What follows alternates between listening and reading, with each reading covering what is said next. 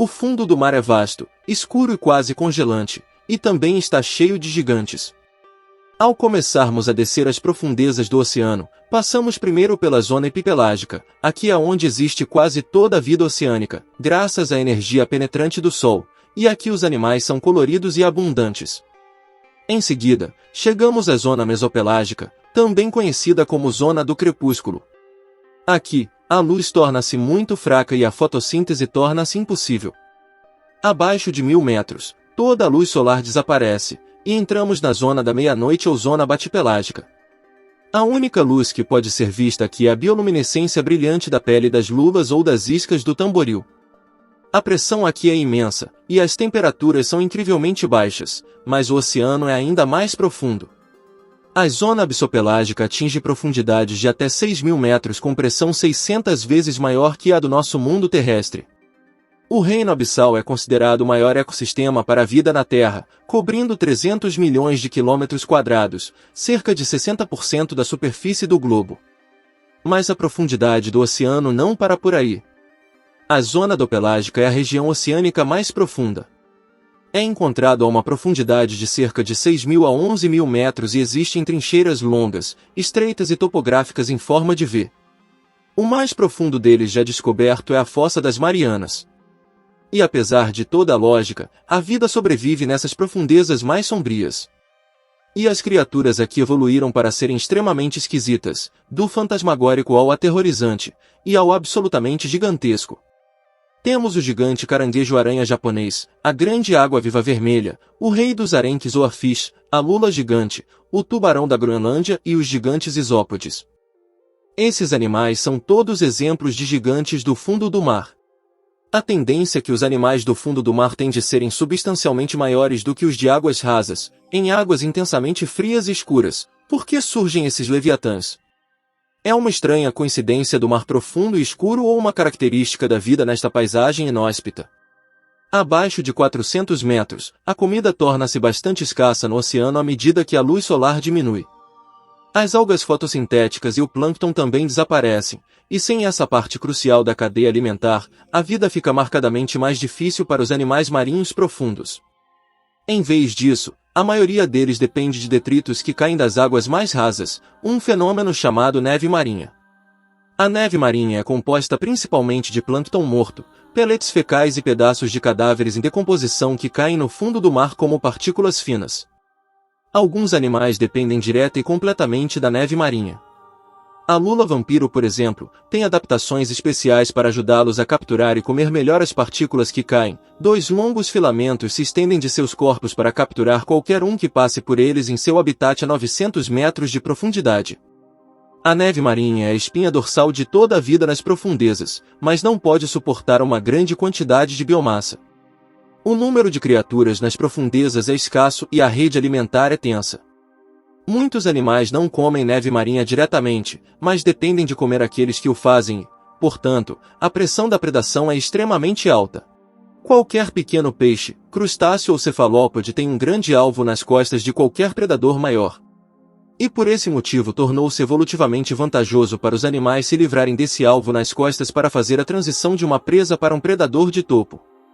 Como a lula gigante, tanto um ícone quanto um enigma das profundezas, na virada do século XXI, a lula gigante permaneceu uma das poucas megafauna existentes que nunca foram fotografadas vivas. E o que sabemos sobre a lula gigante vem em grande parte de espécimes que chegaram à costa. Não foi até 2004 que as primeiras fotografias de uma lula gigante viva em seu habitat natural foram tiradas na Twiligate Zone a uma profundidade de cerca de 1000 metros. E embora possamos não saber muito sobre essas criaturas misteriosas, sabemos que elas são enormes. O maior indivíduo já encontrado tinha 13 metros de comprimento, o comprimento de um ônibus escolar e pesava 275 quilos. Se comparar com a maioria das lulas, que não ultrapassam os 60 centímetros de comprimento, esses gigantes são verdadeiramente excepcionais. Os cientistas acreditam que, por ter um tamanho tão grande, eles possuem poucos predadores, o que lhes permite caçar confortavelmente peixes do fundo do mar e outras espécies de lulas, que elas agarram com seus 2 tentáculos extremamente longos. Mas, por mais impressionante que seja a lula gigante, não é a maior das lulas do fundo do mar. A lula colossal, às vezes chamada de lula antártica, é o maior invertebrado do mundo. Elas são mais curtas do que a lula gigante, com apenas 10 metros, mas podem pesar até 700 quilos. À espreita em profundidades de mais de 2.000 metros, é fácil imaginar uma criatura tão grande como um predador agressivo disparando pela água, arrebatando presas e dominando seus adversários, destruindo veleiros e outras coisas. Mas esta lula nos ensina algo mais sobre os gigantes do mar profundo. Eles não são necessariamente a força predatória dominante que imaginamos, porque com seu grande tamanho vem algo mais, um metabolismo extremamente lento. A lula colossal leva algo chamado lei de Kleiber para o próximo nível. A lei de Kleiber afirma que o metabolismo não escala linearmente com o tamanho do corpo, como você pode prever. Um cavalo que pesa 1000 vezes mais que um rato não requer 1000 vezes mais energia. Em vez do metabolismo escalar linearmente com o tamanho do corpo, ele escala com a massa de um animal para a potência de 3/4. Isso se aplica a toda a vida na Terra, desde as baleias azuis até as células individuais. É em grande parte uma consequência da física e da geometria dos sistemas circulatórios dos animais, a área de superfície em relação ao volume e a natureza fractal dos vasos sanguíneos. E tudo isso significa que quanto maior é um animal, mais eficiente ele é, e a lula colossal parece ser extremamente eficiente. Um estudo estimou que a taxa metabólica da lula colossal é tão baixa que ela queima apenas 45 calorias por dia e requer apenas 0,03 kg de comida por dia para sobreviver. Uma única merluza adulta seria comida suficiente para uma lula colossal de 500 quilos por aproximadamente 200 dias. Seus requisitos de energia são 300 a 600 vezes menores do que outros de tamanho semelhante, principais predadores do Oceano Antártico. Isso indica que a lula colossal tem um ritmo de vida particularmente lento. Ela não persegue sua presa em batalhas épicas como podemos imaginar, em vez disso, ela se senta e espera que a presa se aproxime involuntariamente, então usa os ganchos em seus braços e tentáculos para capturá-la. Esse estilo de vida oportunista também faz sentido porque na água, a predação visual tão profunda seria quase impossível devido à visibilidade extremamente limitada. A lula colossal tem os maiores olhos de qualquer animal do mundo, com até 30 centímetros de largura, mas os cientistas acreditam que esses olhos não servem para capturar presas, mas para detectar e evitar predadores. Poucas criaturas poderiam caçar uma lula tão grande, mas algumas poucas podem, mais especificamente, cachalotes. A escassez de alimentos e a evitação de predadores são algumas das principais pressões para que os animais do fundo do mar cresçam tanto e tenham metabolismos tão lentos, mas não são as únicas pressões. A própria água fria e profunda força tal gigantismo a ocorrer. A regra de Bergman afirma que os animais encontrados em ambientes frios serão maiores do que os encontrados em ambientes quentes. Essa regra, no entanto, historicamente só foi definitivamente verdadeira para endotérmicos, os animais de sangue quente, como pássaros e mamíferos. Essa tendência também se aplica aos ectotérmicos, as lulas, caranguejos e isópodes que habitam as profundezas. É uma área surpreendentemente controversa da ciência, mas está claro que certas espécies de ectotérmicos são realmente maiores em temperaturas mais frias. Isso certamente pode ser visto nas regiões polares da Terra, onde esponjas marinhas, vermes e até mesmo organismos unicelulares se tornam enormes e onde a água é profunda e polar.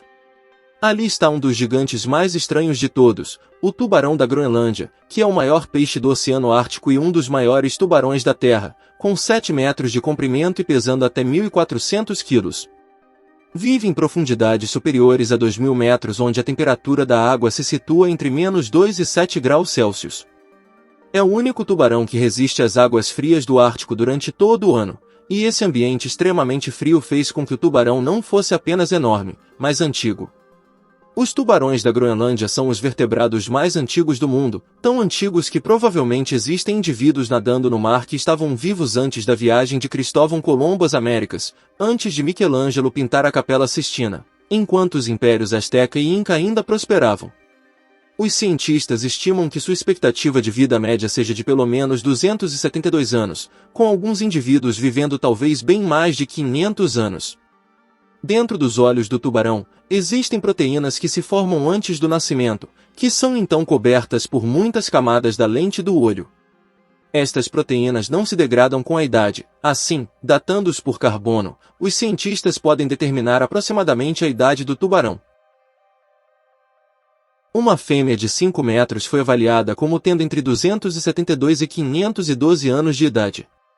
Esses tubarões nem atingem a idade reprodutiva até cerca de 150 anos. Sua vida incrivelmente longa pode ser atribuída ao seu metabolismo extremamente baixo, muito parecido com a lula colossal. E assim como a lula colossal, eles se alimentam de forma extremamente lenta e oportunista. Eles comem alguns peixes e lulas, e vasculham qualquer carcaça que encontram.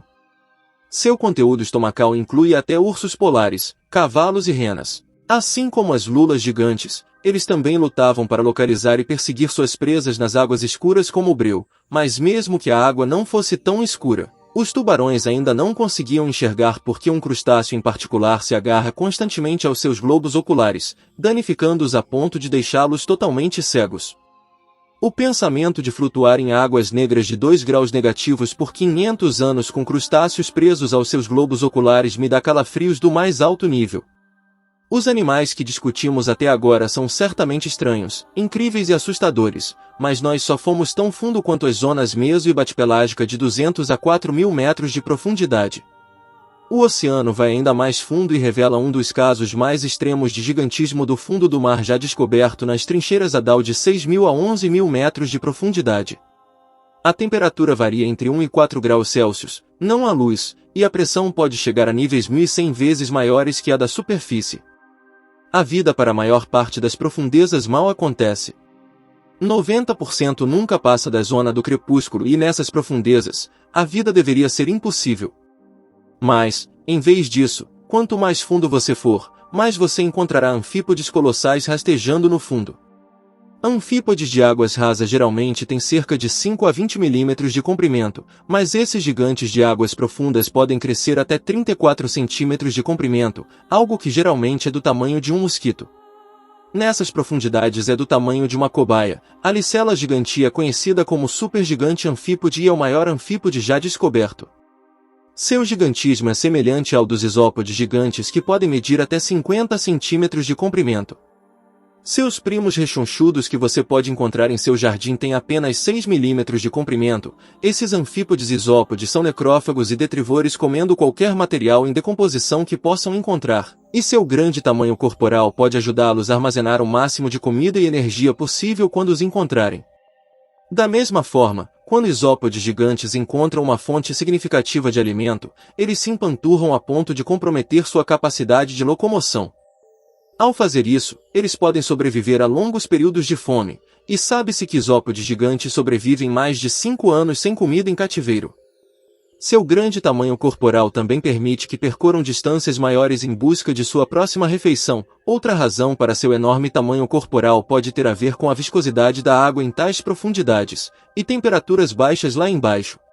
A água pareceria mais espessa do que a água na superfície. O tamanho corporal maior pode dar a esses invertebrados do fundo do mar uma vantagem respiratória que os ajuda a superar as forças viscosas maiores na água.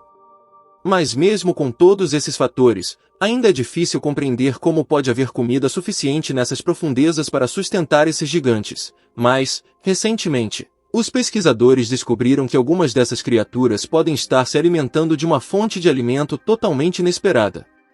Descobriu-se que Delia gigas tinha uma enzima celulase única, que parecia ter como objetivo decompor a matéria vegetal. Isso foi surpreendente porque absolutamente nenhuma vida vegetal pode viver nas profundezas do Adal e os anfípodes não precisariam dessa enzima para digerir pedaços de algas na forma de neve marinha.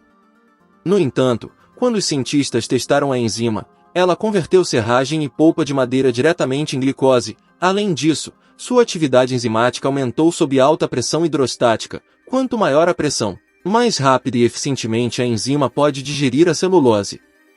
Pode não haver plantas vivendo na zona Adal, mas ocasionalmente grandes pedaços de madeira flutuante afundam até o fundo das partes mais profundas do mar. E poder converter essa madeira diretamente em energia é de grande valor para a sobrevivência de um animal que não tem muitas opções, e embora não saibamos muito sobre o fundo do mar, sabemos que é um ecossistema muito delicado. E se você assistiu até aqui, pedimos encarecidamente que deixe seu like, se inscreva no canal e ative as notificações, pois temos um encontro marcado para os próximos vídeos, revelando curiosidades mundiais, que une o conhecimento, com fatos interessantes e curiosos.